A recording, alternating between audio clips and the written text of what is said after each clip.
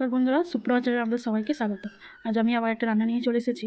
আজকে আমি এই যে খারকুল পাতা বাটা রান্না করব। প্রথম থেকে লাস্ট পর্যন্ত ভিডিও দেখুন। প্রথমে এগুলো ভালো করে ধুয়ে কুচিয়ে নেব। শাকগুলো আমি ভালো করে কেটে নিয়েছি। এবার আমি গ্যাসটা জ্বেলে দিয়েছি। প্রথমে আমি শাকগুলোকে একটু সিদ্ধ করে নেব। অনেকে করে না, কিন্তু আমি একটু সিদ্ধ করে নেব।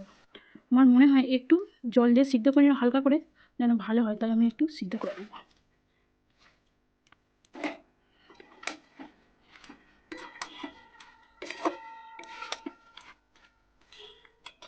দেখুন, আমি খারকুল পাতাগুলোকে একটু সিদ্ধ করে নিয়েছি, হয়ে গেছে। এবার আমি এগুলোকে তুলে নেব।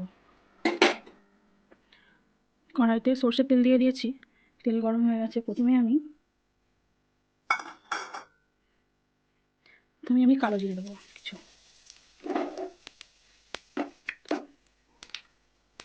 এরপরে গোটা জিরে দেবো, এরপরে কিছু পেঁয়াজ কাটা।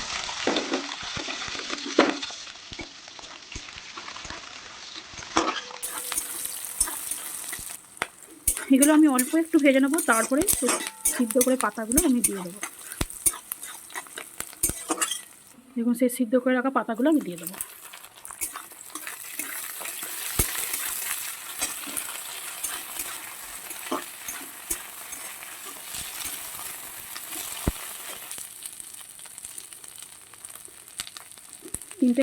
দুটো কাঁচা লঙ্কা আমি দিয়ে দিয়েছি। কাঁচা লঙ্কাও এর সাথে ভেজে নেব। দেখুন, আমার ভাজা হয়ে গেছে। এবার আমি এটাকে ঠান্ডা করতে দেবো। ঠান্ডা করে তারপরে এটাকে আমি বেটে নেবো। এটা কিন্তু গরম ভাত দিয়ে খেতে খুব সুন্দর লাগে। আপনারা কে কে খান একটু বলবেন। আমি কিন্তু খাই, খেতে খুব ভালোবাসি এটাকে। এবার আমি নামিয়ে নেবো।